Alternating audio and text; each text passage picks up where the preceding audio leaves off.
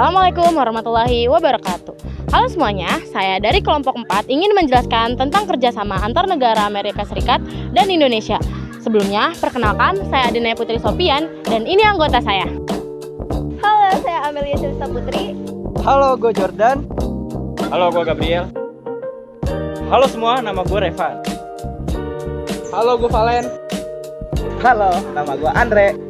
Nah, di sini saya menjelaskan tentang pengertian dan paradigma, manfaat, letak, luas, potensi sumber daya alam, dan kerjasama antar negara di bidang ekonomi, pendidikan, olahraga, kesehatan, dan perdagangan. Langsung aja masuk ke videonya. Selamat menyaksikan. Mel, menurut lu pengertian kerjasama antar negara apa sih? Jadi, kerjasama antar negara adalah hubungan yang dijalani oleh dua negara atau lebih untuk mencapai tujuan bersama dalam berbagai bidang. Contohnya ada bidang ekonomi, politik, serta sosial budaya. Oke, jadi di sini gue bakal ngejelasin paradigma. Apa sih itu paradigma? Ada paradigma antara negara. Paradigma terbagi menjadi 3, yaitu realisme, liberalisme, dan konstruktivisme. Kita akan menjelaskan dari realisme. Nah, apa sih paradigma antara negara secara realisme? Memandang hubungan antara negara sebagai sebuah arena konfliktual dan kompetitif. Setiap negara bertindak secara nasional untuk mencapai kepentingan nasional, terutama keamanan dan kelangsungan hidup.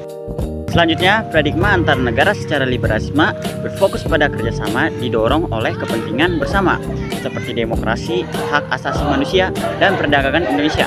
Nah, sekarang saya akan menjelaskan paradigma antar negara secara konstruktivisme, yaitu dibentuk oleh identitas, norma, dan persepsi bersama yang dibangun secara sosial, bukan hanya oleh kekuatan material. Oke, sekarang saya akan membacakan tentang manfaat kerjasama antar negara Amerika Serikat dengan Indonesia.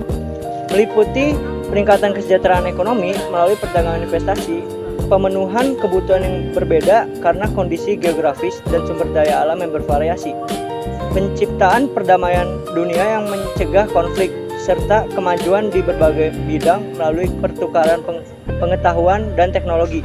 Selain itu, kerjasama juga mempererat persahabatan antar bangsa dan memungkinkan penyelesaian isu-isu global bersama seperti perubahan iklim dan teroris.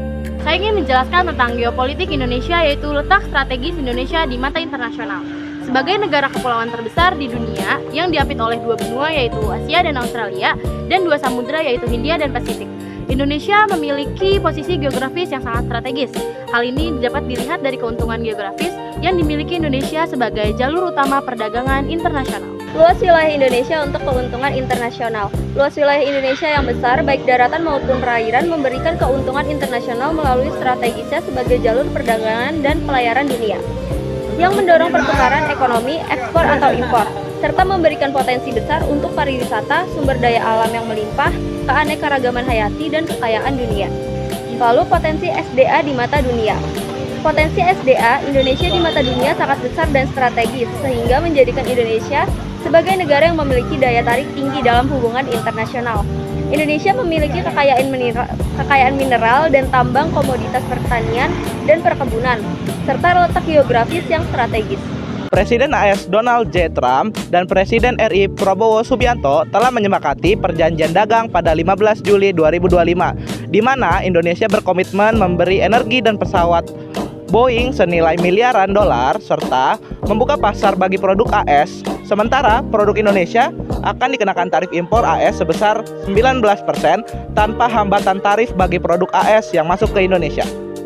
Pada 13 September, Indonesia dan Amerika Serikat memperbarui kesepakatan Fulbright sebagai bentuk penguatan kemitraan pendidikan.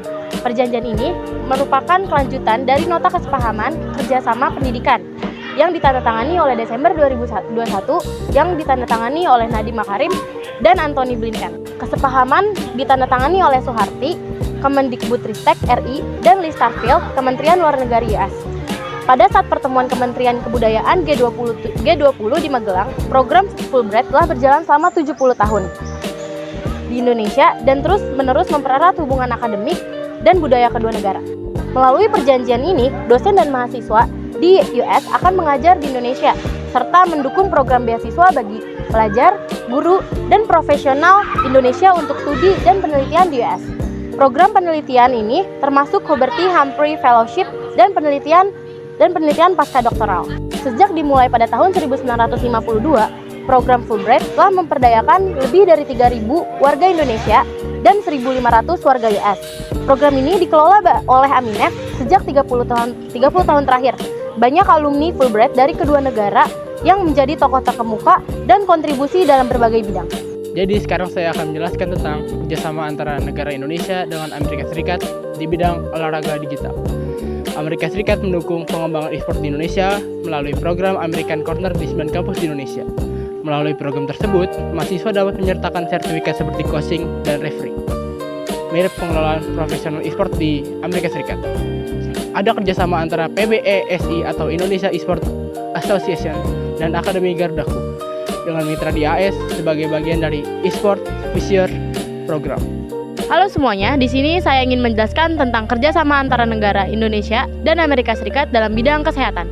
Kementerian Kesehatan Indonesia atau MOH dan Departemen Kesehatan dan Layanan Masyarakat atau HHS Amerika Serikat secara resmi mendatangani Nota Kesepahaman atau MOU 5 tahun untuk mengembangkan dan memperkuat kerjasama kesehatan kedua negara.